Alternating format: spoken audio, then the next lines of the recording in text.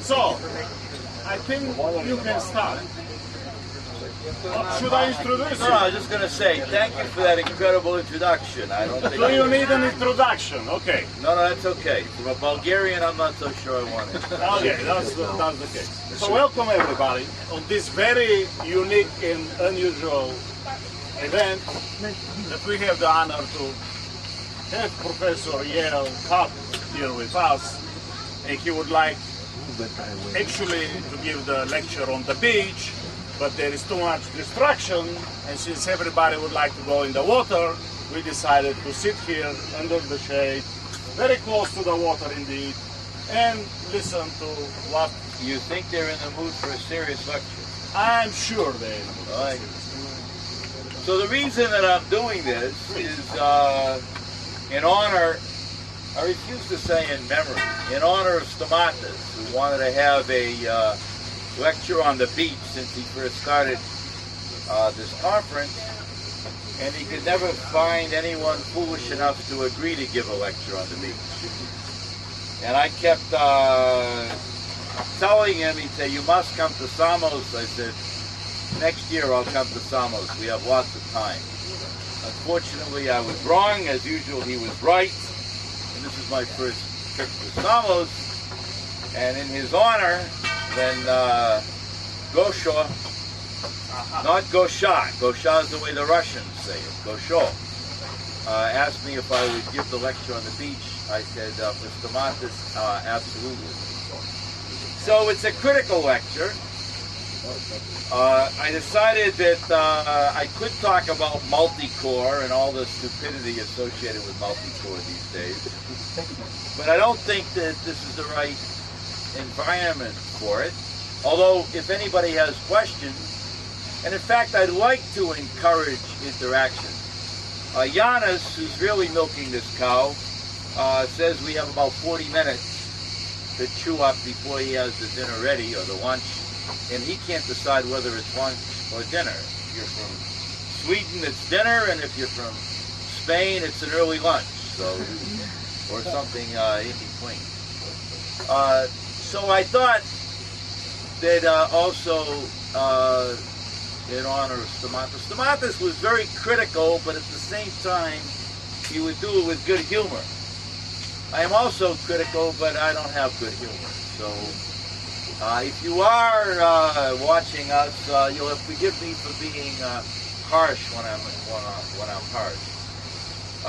Georgi wanted a title for the talk, so I came up with, after 40 years in this business, can we fix it? Fix what? So this is now 2 months ago, and of course today there may be other topics that are even more important. And so I picked 5 items, and we'll see how far we get. And it goes like as follows. When we graduate the student, is he or she prepared for a career in computer engineering? And the obvious answer is no, which I don't even bother to ask them. I say, can we fix it? When we promote a professor to tenure, after the professor's been at the university for 6 or 7 years, is the professor prepared at that point, after tenure, to be a professor? And the answer is also no. Can we fix it? You got a question, or are you just drying your fingernails, please? Why does it take so long to become a professor in Texas? Why does it take? This sounds like the start of a light bulb joke. Why does it take so long to become a professor? Go ahead. Finish your lecture. This was the question. Finish my lecture. Start my lecture. What? Oh, these are all, you know, I tend to be very, very boring. And if you stand, you're likely to fall asleep and fall and hurt yourself. So if you can find a seat, you'll probably be more comfortable. If you wish to stand, you're welcome to stand. So, there are places here. There's another table there. Education. Does computer engineering education work, or can we fix it? And what about research? What is that? So if I have an alcoholic drink, I will even appear more foolish than I appear without alcohol. So This is considered to you. no. You may as well take it away. In fact, if it sits here, it may fall over. We won't be able to spill. tell. In which case, I'm sorry? We won't be able to tell. You're smoking a cigar. That's very painful for me, smoking it. You know about me and cigars. What best is I gave up cigars. My last cigar was on March 5th, 1973. And I still miss them, see? It's like alcohol, you know. Research. Does that work? Can we fix it? And finally, what about our conferences and journals? Do they work? Or can we fix it? So these are 5 items that I suggested as openings. And I guess what I'm going to do is just keep talking until somebody interrupts with either a criticism or a question or whatever. And I guess if Yana says we're ready to eat, I guess I'm done, which hopefully I'll get some of the points. Because I do have several serious points. And they're critical. I tend to be critical. Recently I was called a grouchy old man for being critical. But, you know, a number of you are students, and I refuse to tell students that the world is perfect when it isn't. Because the first step is to identify the problem, and if you refuse to identify the problem, you have 0 chance of solving the problem. My country right now, we are polluting the atmosphere, I guess worse than anybody except the Chinese, but our president refuses to accept the fact of the problem. So we continue to pollute, we're going to kill the planet. So step 1 is to identify the problem. So, is the student prepared for taking his or her place after graduation? I say no. So why not? First of all, we don't evaluate our students anymore. In fact, we don't even require them to take the courses that they need. Mathematics, physics. Just today on the beach we're talking about mathematics. And the few people I was talking to, they understand mathematics. And so we're able to have a conversation. There are many people now, in fact, the accrediting organization for engineering, mathematics optional. Why? Because, you know, some people really want to be an engineer, but they can't do mathematics. So why should you deprive an engineer from being an engineer just because he or she can't do mathematics, right? It's not that you use mathematics every day, but when you need it, you better have it. So the student graduates with no math or physics preparation. We don't evaluate the student. We start them programming in this nonsense language called Java. I just learned, I used You're talking my language. I used to believe that the problem with Java, so certainly the problem with C or C++, is you write the program and you have no idea why things work the way they work, and so the program doesn't run. So what you do is you just start throwing things at it. Change this, change that. You see these error messages, you make changes. What you're guaranteed is the program will never run. Okay? So what do? You take the program to the TA. What does the TA do? He fixes the beginning of the program because it's a mess.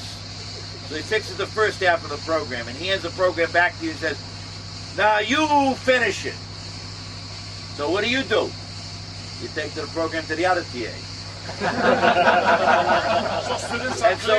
And so we graduate students that have never written a program in their lives.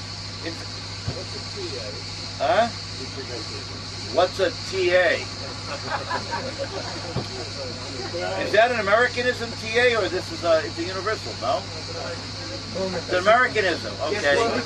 TA is generally a graduate student that helps the professor teach a course by working with the students taking the course. That's a new term for you? Yes? No? It's common nowadays. No, I need to know who I'm talking to. So if Trevor is right that I'm using language, yeah. I got it the first time.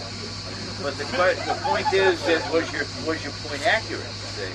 So I'm asking, how many of you heard the word TA for the first time? Wow, very good. Thank you. I got to be more careful. If I use a term that you don't understand, you immediately raise the hand, because sometimes I fall back into this lull of thinking I'm saying something. One of my colleagues here on the beach earlier today mentioned a graduate of his university, gorgeous woman with long black hair and beautiful blue eyes, and she graduated. The month before she graduated, the dean received an anonymous letter that you are graduating this student, and she's never even attempted to write a program on her own. Too many guys willing to write the programs for her. And she's going to graduate with a degree. So maybe she will be. So my colleague said that they should not keep her from graduating, because maybe if she's this good at that, she'll be a success and maybe become the best donor for the college sometime down the road. Except that if we don't do it ourselves, then when we graduate, we're not ready. And so evaluation is critical. I learned something else about Java, since you're a fan of, an anti-fan of Java. You're a fan of Java bar, right? Java with a, Java bar. You understand Java bar? Yeah, not Java, right, yeah. So I was at ISCA a couple weeks ago, and Jim Goodman, who when my freshman book came out said it was terrible, because my freshman book starts at the basics and keeps building. And so you get Java after my book, and he hated it, but he's changed his mind. He said it's right, because Java has another problem with it, which you may be aware of, and I was not, because I don't program in Java. Java is one language where if you get the program wrong and you just trial and error throw things at it, you can actually get the program to run. And so you can pass the course while remaining clueless about what the hell's going on, right? And that's a serious problem, because then if you do take the operating systems course, you have no clue whatsoever. Yeah. Another problem we have is the latest sexiness among our educators, as opposed to educators, is that people shouldn't program by themselves. They should write the program in a team. See, because it feels better writing the program in a team. The problem is the student never writes the program and graduates. And by the way, I don't care whether you're a computer architect or a software engineering person or whatever, you're going to need to be able to program. It's a tool that you need in your toolbox. Although I have colleagues at Texas in software engineering who believe software engineers don't need to know anything about programming, but that's a whole other talk. The important thing is, when the student graduates, is the student ready to take his or her place in the marketplace? Has the student been evaluated? How are we going to fix that? Has the student learned fundamentals? How are we going to fix that? There's a lot that we need to do that we are not doing, because the mentality seems to be the student wants to be an engineer. The student should feel good about himself or herself, and therefore they should graduate. And it needs to be fixed, or we're graduating a collection of engineers that are worthless. What about the professor? Is the professor ready to be a professor when he or she is granted tenure? And in fact, I couple that in with this idea about research. Too many professors, what do they want to teach? They want to teach their boutique senior or graduate course. They're not contributing to the education of the students. Much of their research is garbage to start with.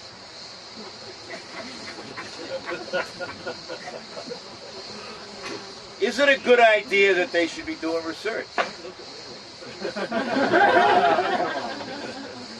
You know, one of the things I like about my colleagues is when they suffer from a guilty conscience, I don't have to... No. Trevor's very good, by the way. I don't know how many of you heard his talk this morning. I didn't, but I've heard it so many times I could probably give it myself. But if you notice that Trevor is deep. Trevor gets at the core of the idea. I assume he talked about low power and some of the, and probably the data farms that companies like Google are putting out. Yeah. And he gets at the core problem. And that's good. But there are too many people, in fact, this multi-core nonsense that we've been watching lately, where people, they used to tweak simple scalar. In fact, those of you that know Unix, I have this thing I want to do is to take simple scalar and you tweak the knobs in the front of simple scalar to get a different experiment. And I'd like to pipe. You understand the concept of pipe in the Unix environment? So I want to pipe the output of simple scalar to the bar graph generator, say. And then I want to pipe the output of the bar graph generator to the paper writer.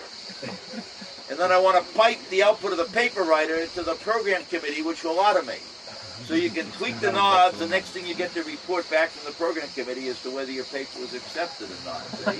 You don't have to do any... It's got to be open source, public domain. I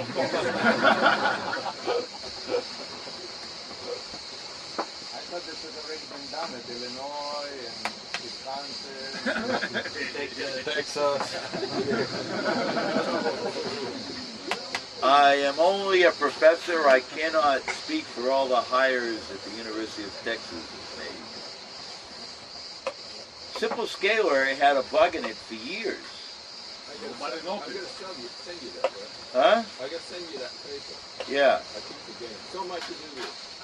But, so you remember to do this. Now, a bug in it for years, and the people using Simple Scalar, in fact, you know, we don't use Simple Scalar in my research group. We actually build a simulator from scratch, and we have a clue what's going on. So now we have people doing research, they use Simple Scalar, they have no clue what's going on. And with the bug in the simulator, the Simple Scalar simulator, they get these results. Wow, you know. It's not that they have a good idea, it's that a bug makes their results look better. What I would argue is that a professor, rather than doing lousy research, a lot of professors are not really tuned to do research, and the problem with doing lousy research is that you produce crap and you wasted time. Time that could be spent doing two things other than research. One is scholarship. In fact, I would vote for more scholarship and less research. Because if you go into a classroom, scholarship is what's important. Having some tweak or new idea that falls flat on its face. I remember giving a talk at Intel. Intel gives me a fair amount of money every year, and every so often they make me come back and say, what have I done with the money over the last several years? And so there was one meeting, and this one professor said, well, I have an idea for microarchitecture where I can resolve 25 branches in each cycle. I said, really? And the cycle time is? No, it's like, you know, back in those days it was a 50 megahertz chip. It's nonsense, you know, resolving 25 branches in one cycle.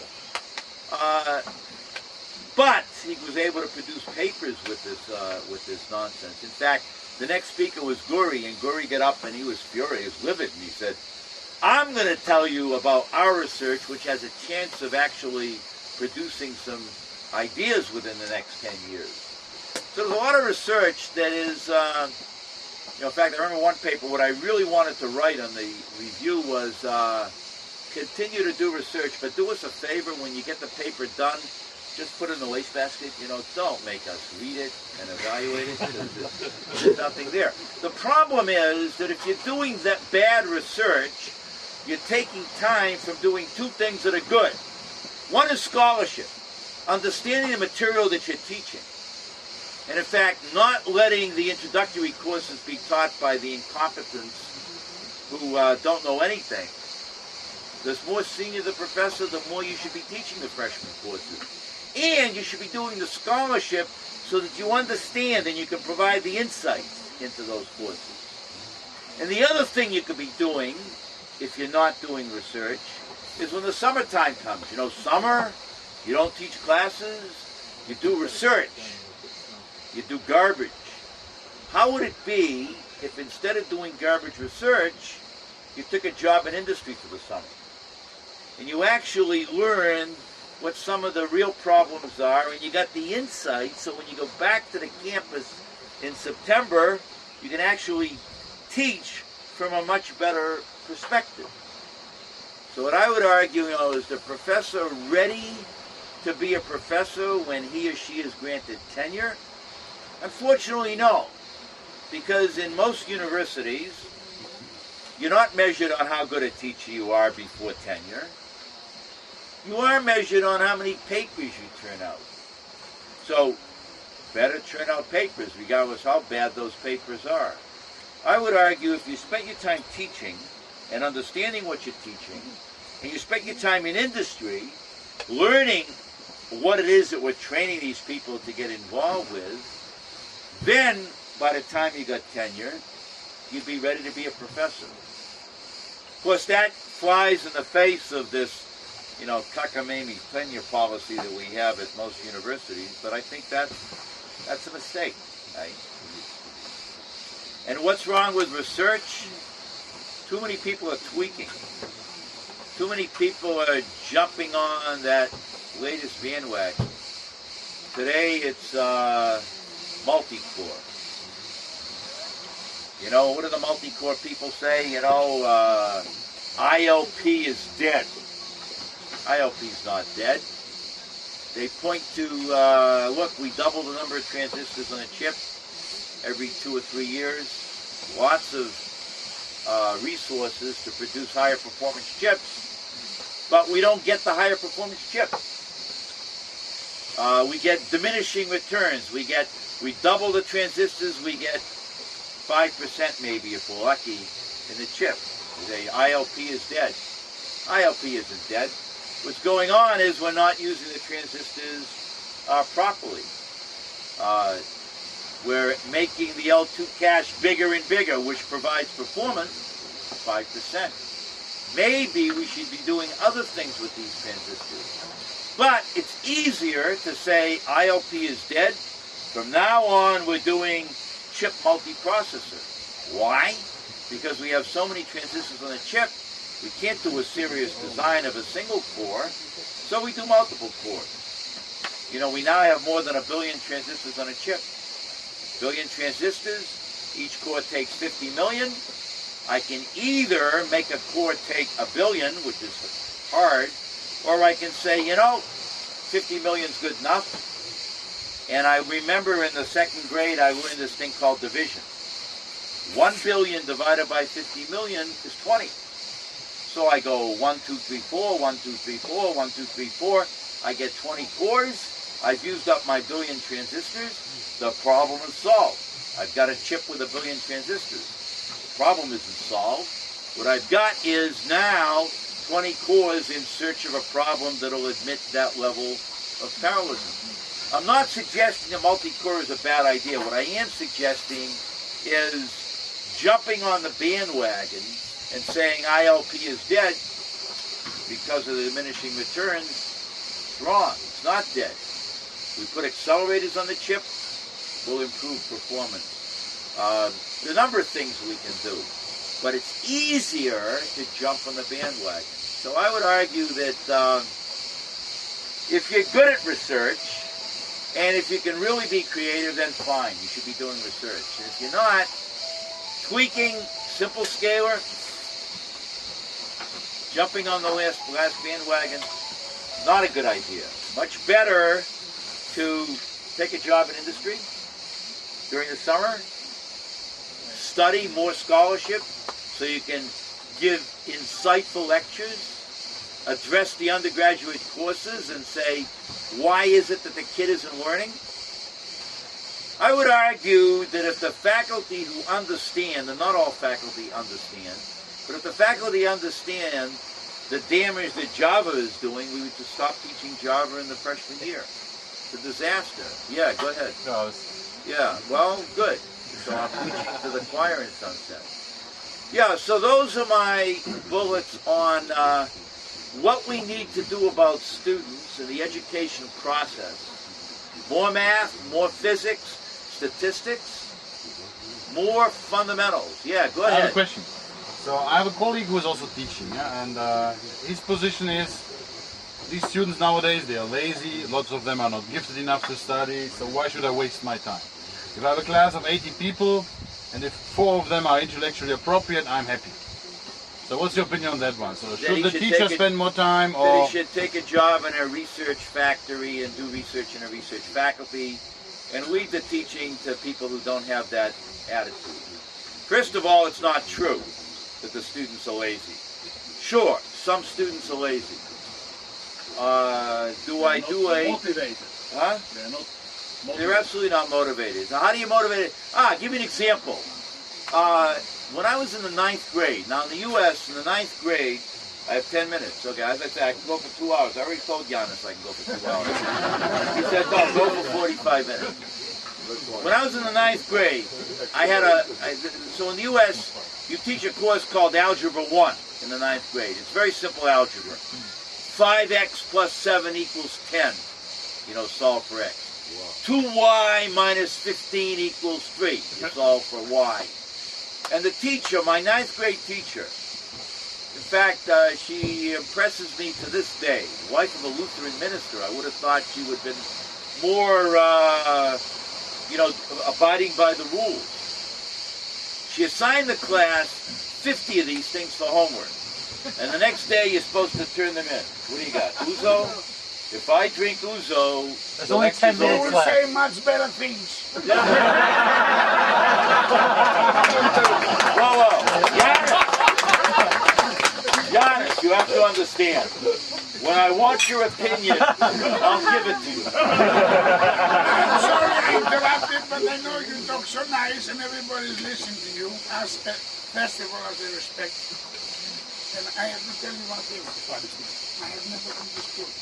You've never been to school. I have never That been is to school. Never. And indeed, most people are not talented enough to be successful 7 languages. without going to school. 7 languages. No school. 4 more minutes. I'm sorry I give up. The woman is You give me 5 minutes. She assigned 50 problems to do and turn in the next day. And I'm a guy. Guys don't do homework, especially not in the 9th grade. So I did the first one, wrote down the answer. I did the second one, wrote down the answer. I did the third one, wrote down the answer. What am I doing? So the next day I handed in the paper. What did she give me for a grade? 50 problems. I gave her the answer for 3 of them. What did she give me for a grade? 100%. She was smart enough to recognize that I didn't need to do the other 47. The reason why this guy thinks that the students are not motivated is either he's not giving meaningful lectures, he's giving lots of work which is tedium rather than serious work. I've never found a student, that true, never is a harsh word. I have rarely found a student who wasn't willing to work hard, work his or her ass off, if they were learning.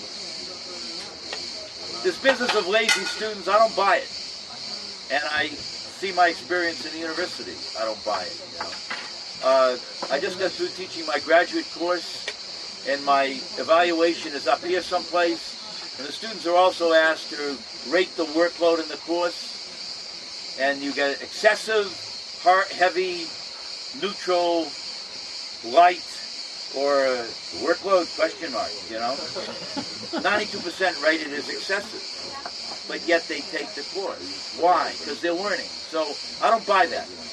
If you approach a course where you're going to provide insights, doesn't matter how hard you work them even. They'll warm up to it. The students are not lazy. Maybe he's lazy. Maybe he'd rather be off doing his research. And it's probably crap. Because I'll tell you something else. That if you are passionate, by the way, the number one ingredient for life, and I don't care whether you're making love, or whether you're teaching, or whether you're doing research, or you're building a startup like, where is he? Someplace over here. John, where is he? John. Is he paying attention? He's right here with a hat on. I recognize him. Exactly. If you don't have passion, you're going to fail. Period. So what's important is passion. And if you're providing the insights and providing the passion, how can you be serious and passionate about your research if you don't want to imbue in your students that same passion? I don't understand how you can be doing research without, you see a student, let me explain to you this thing that I'm passionate about. How would you not want to do that? So these guys, they're mostly guys. Women tend to be better. Mostly guys in I'm too good to do this. I want to do my research. If they're passionate about their research, they should be wanting to transmit that to the students. And I just don't see it any other way. And I've talked to other people who are supposed to be good teachers, and they see it the same way I do. So your colleague, tell him to get a job working in industry, you know, rather than screwing up the 80 students that are in his classroom. I agree. The other thing, which I guess I don't have time for, because he wants to say, is dinner ready? If it is, I wanted to talk about the problems with our conferences and journals, but I guess we saved that for. How much time do I have? Am I done, or if I'm done? So 1 minute's not enough time. 1 minute? Yeah, 1 minute's not enough time. Any other questions? 1 minute. Yeah, 1 minute's not enough time to bring up a new topic. Yes. Go ahead. No, we eat while we talk. He eats while I talk. Did you ever meet my mother? Unfortunately, no. She never raised stupid kids. You don't eat while I talk. No, she was an immigrant, as you know, to the U.S., to Eastern Europe, actually. Not Bulgaria, not Bulgaria. And she came to America at the age of 20 by herself. She told her parents, I am going to America. You know, this was America the way America used to be, which we will reclaim again one day. You wait, you'll see. And she took a train to England, a boat to the U.S., America, here I am. No education. Married my father, who also had no education.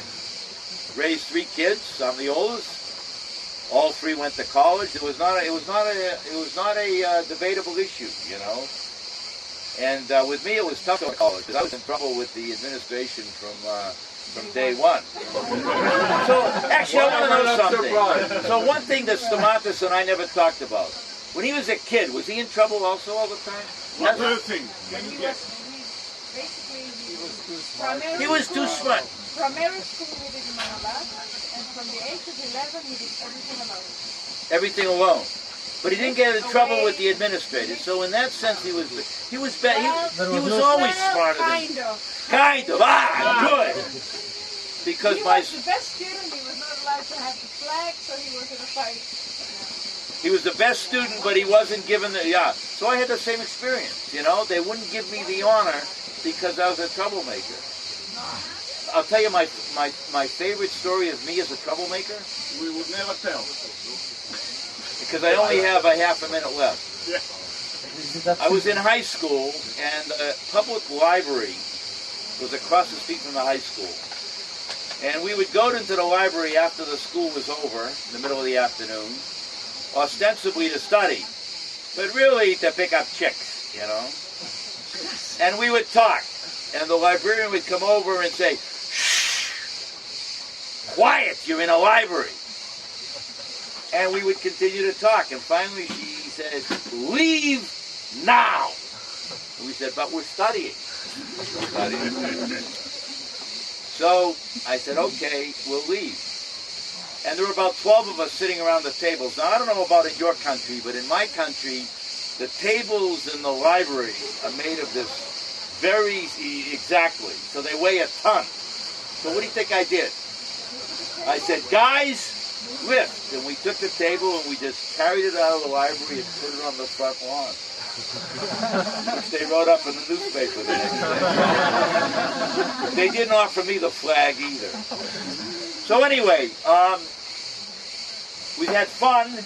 I hope there were some serious points in what I had to say that you might take away with and think about.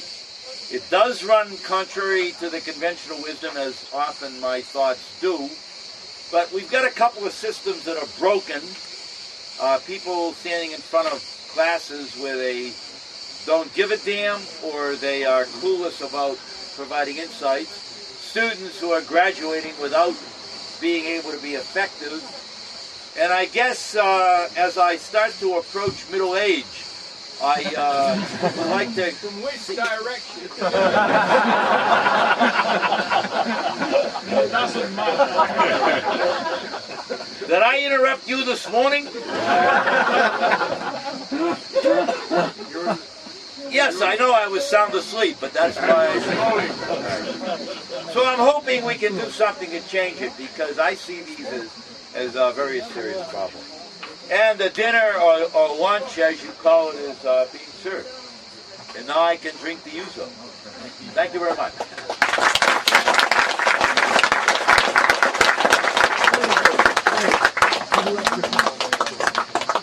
Is that seat taken or not? No, yeah.